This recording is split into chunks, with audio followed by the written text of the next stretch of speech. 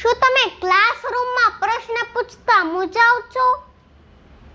તો અત્યારે જ ડાઉનલોડ કરો યુથ એજ્યુકેશન.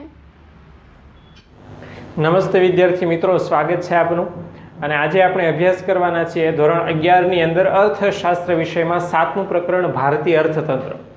વિદ્યાર્થી મિત્રો, ગયા વિડીયોની અંદર આપણે ચર્ચા કરી હતી કે ભારત પર કઈ દેશની પ્રજાઓએ કેટલા સમય સુધી શાસન કર્યું અને પ્રાચીન ભારત દેશનું નામ કયા સંદર્ભ પરથી પડ્યું છે. તો આપણે એના વિશે ચર્ચા કરી હતી કે મહાભારત ગ્રંથની અંદર આદિ પર્વની અંદર એ ઉલ્લેખ છે કે રાજા દુષ્યંત અને રાણી શકુંતલાના પુત્ર ભરતના નામ પરથી ભારત દેશનું નામ રાખવામાં આવ્યું હતું. તો હવે આજે ખાસ જોવાના છીએ કે ભારત દેશની અંદર અંગ્રેજોનું આગમન થયું એ પહેલાં, એટલે કે પ્રાચીન ભારતની અંદર ભવ્યતા અને સમૃદ્ધિ કેવી હતી. એટલે એ સમયગાળાને ગણવામાં આવે છે પ્રાચીન ભારત, જ્યાં સુધી હજી અંગ્રેજો અને અન્ય વિદેશી પ્રજાઓનું આગમન ભારત દેશમાં થયું નહોતું. તો એ સમયની વાત કરીએ તો એ સમયનો ભારત એટલે કે પ્રાચીન ભારત, જેને હિન્દુસ્તાનના નામે પણ ઓળખવામાં આવે છે. એટલે પ્રાચીન ભારત એટલે હિન્દુસ્તાન જ કહેવાય છે. અને ભારત દેશની હિન્દુસ્તાનની બે મહાન સૌથી પ્રાચીન સંસ્કૃતિઓમાંની એક એ છે સિંધુ ખીણની સંસ્કૃતિ અને આર્ય સંસ્કૃતિ. હવે બંને સંસ્કૃતિઓ અતિશય મહાન છે અને અતિશય પ્રાચીન પણ છે. એ કેમ ખબર પડે તો એ હડપ્પા અને મોહેજો-દડોના અવશેષો જે આપણને મળી આવ્યા છે બંને સ્થળોએથી, તો એ અવશેષોની પ્રાચીનતા પરથી આપણને ખ્યાલ આવે છે કે ભારત દેશની સંસ્કૃતિ વિશ્વની સૌથી પ્રાચીનતમ સંસ્કૃતિઓમાંની એક છે અને સૌથી ભવ્ય સંસ્કૃતિઓમાંની પણ એક છે. ઉપરાંત ભારત દેશની વાત કરીએ તો ભારત દેશની ખેતી અતિશય વૈવિધ્યતા અને આધુનિકતા ધરાવતી હતી અને સાથે સાથે ભારતના ખેડૂતો અતિશય સમૃદ્ધ હતા અને સાહસિક પણ હતા. અને એટલા જ માટે ભારત દેશના ખેતી સાથે સંકળાયેલા તમામ લોકો અતિશય સમૃદ્ધ હતા અને અતિશય સંપત્તિ ધરાવતા હતા. ચલો, ખેતી ક્ષેત્ર તો સમૃદ્ધ હતું જ, સાથે સાથે ભારતના ઉદ્યોગો પણ પાછળ નહોતા. ઉદ્યોગો પણ એટલા જ સમૃદ્ધ હતા અને ઉદ્યોગો છે એના દ્વારા જેટલું ઉત્પાદન થાય એનું ખૂબ જ ઊંચા ભાવે વિશ્વના અન્ય દેશોમાં વેચાણ થતું હતું. એટલે ભારતના ઉદ્યોગો પણ ખેતીથી પાછળ પડે એમ નહોતા. એમ કહી શકીએ કે ભારતની અંદર એ સમયે ઘણા બધા ઉદ્યોગો હતા. દાખલા તરીકે કાપડ ઉદ્યોગ, કોલસા ઉદ્યોગ, ગળી ઉદ્યોગ, ચા ઉદ્યોગ, કોફી ઉદ્યોગ, રબર ઉદ્યોગ, આટલા બધા ઉદ્યોગોમાં ખૂબ જ વધારે પ્રમાણમાં ઉત્પાદન થતું અને મોટા ભાગના ઉત્પાદનની નિકાસ વિશ્વના અન્ય દેશોમાં કરવામાં આવતી હતી. હવે બધા ઉદ્યોગોની અંદર ભારત દેશ સુતરાઉ કાપડના ઉત્પાદન અને નિકાસમાં સૌથી વધારે અગ્રેસર હતું. આપણા દેશની અંદર ઉદ્યોગોમાં પ્રાચીન ભારતની અંદર જેટલા પ્રકારના ઉદ્યોગો હતા એમાંના સુતરાઉ કાપડના ઉદ્યોગનું ઉત્પાદન અને એની નિકાસ સૌથી વધારે હતું. એટલે ભારત એ દેશમાં સૌથી વધારે આગળ હતું. હવે એ સમયે ટેકનોલોજી નહોતી, વાહન વ્યવહાર કે સંદેશા વ્યવહારની એટલી બધી સગવડ નહોતી, છતાં ભારત દેશના વેપારીઓ જળ માર્ગે વેપાર કરતા હતા. અને જળ માર્ગે વેપાર કરતા મરી મસાલા, તજ તેજાના છે, સુતરાઉ કાપડ, મલમલનું કાપડ, ગરમ કાપડ, આ બધાનું વેચાણ કરતા, આ બધાનું ઉત્પાદન કરતા અને બદલામાં છે અઢળક નાણાં મેળવતા હતા. અને એ જ કારણ હતું કે ભારત દેશના તમામ ક્ષેત્રો, ખેતી હોય, ઉદ્યોગો હોય કે વેપાર ક્ષેત્ર હોય, આ ત્રણ ક્ષેત્ર અતિશય સમૃદ્ધ અને વિકસિત હતા. અને એના પરિણામે એની સાથે જોડાયેલા તમામ લોકો કે વેપારીઓ પણ સમૃદ્ધિ ધરાવતા હતા, ધન સંપત્તિ ધરાવતા હતા.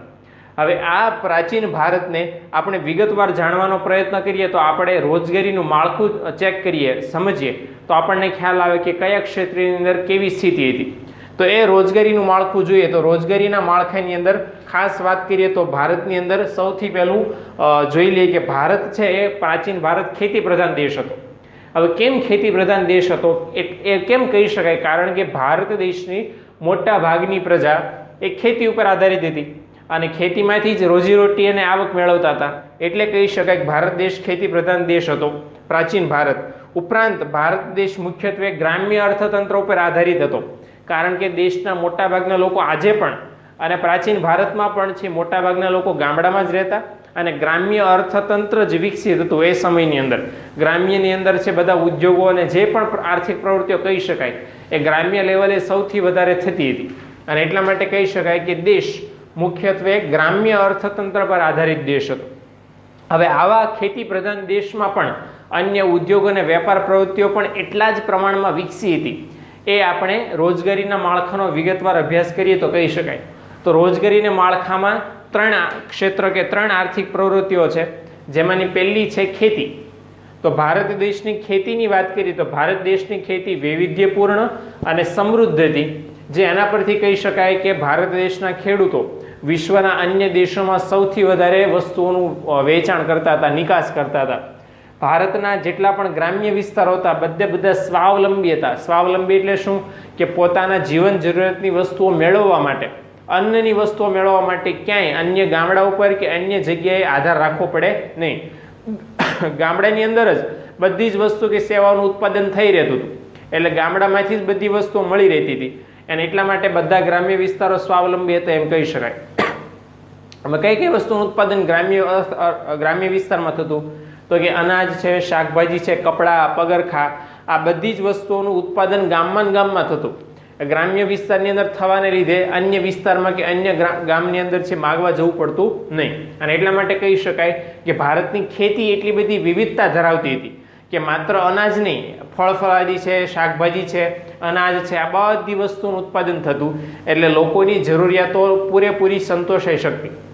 ઓકે, બીજી પ્રવૃત્તિ છે અને એ છે ઉદ્યોગો. હવે ભારતના એક ઇતિહાસકાર છે ટી રાય ચૌધરી. હવે એ ઇતિહાસકાર ટી રાય ચૌધરીના મત મુજબ 19મી સદી પહેલા ભારત ઔદ્યોગિક પેદાશોનું ઉત્પાદન કરનાર અગ્રગણ્ય દેશ હતો. મતલબ 19મી સદી પહેલાની વાત કરીએ, એટલે પ્રાચીન ભારતની વાત કરીએ, ત્યારે વિશ્વના બધા દેશોમાંથી ભારત સૌથી વધારે ઔદ્યોગિક પેદાશોનું ઉત્પાદન કરતો હતો. એટલે એ દર્શાવે છે કે ભારત માત્ર ખેતીમાં નહીં, ઉદ્યોગોમાં પણ એટલો જ વિકસિત અને એટલો જ સમૃદ્ધ અને આગળ હતો, એના ઉત્પાદનમાં પણ અને નિકાસમાં પણ. હવે બધા ઉદ્યોગોમાંથી આપણને ખ્યાલ છે કે મુખ્યત્વે સુતરાઉ કાપડ અને મલમલના કાપડની નિકાસ અને ઉત્પાદન ભારત દેશ સૌથી વધારે કરતો હતો, કારણ કે મલમલનું કાપડ અને સુતરાઉ કાપડ વિશ્વના અન્ય દેશો સૌથી વધારે માંગતા હતા, એની માંગ વિશ્વના અન્ય દેશોમાં સૌથી વધારે હતી.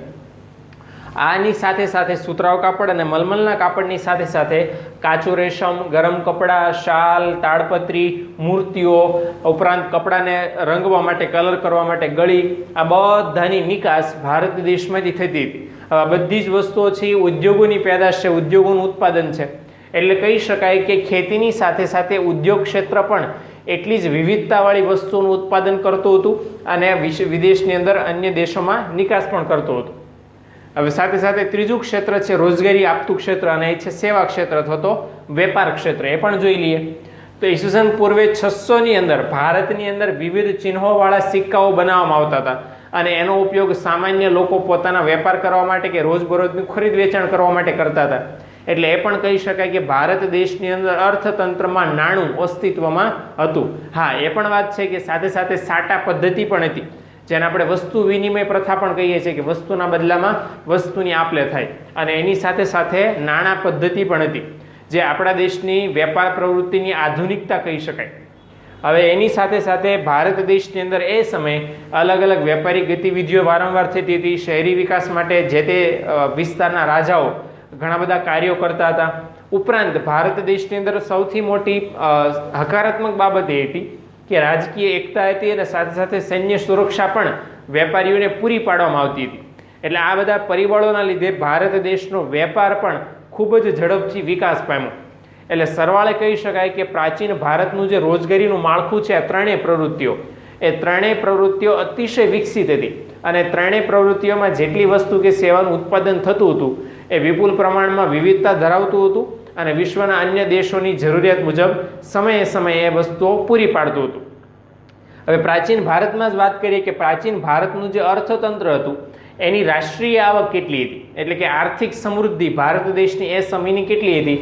તો એ સમયના આર્થિક ઇતિહાસકાર અંગુસ મેડિસન એમણે પોતાના સંશોધનના આધારે કીધું છે કે પ્રાચીન ભારત વિશ્વનું સૌથી મોટું અર્થતંત્ર હતું. વિશ્વનું સૌથી મોટું અર્થતંત્ર હતું એ શેના આધારે કહી શકાય? તો આપણે આગળ જોવાના છે કે રાષ્ટ્રીય આવકના આંકડાઓ જોઈએ, એના આધારે આપણને ખબર પડે કે પ્રાચીન ભારત જેવડું મોટું અર્થતંત્ર વિશ્વનો એકેય દેશનું એ સમય નહોતું.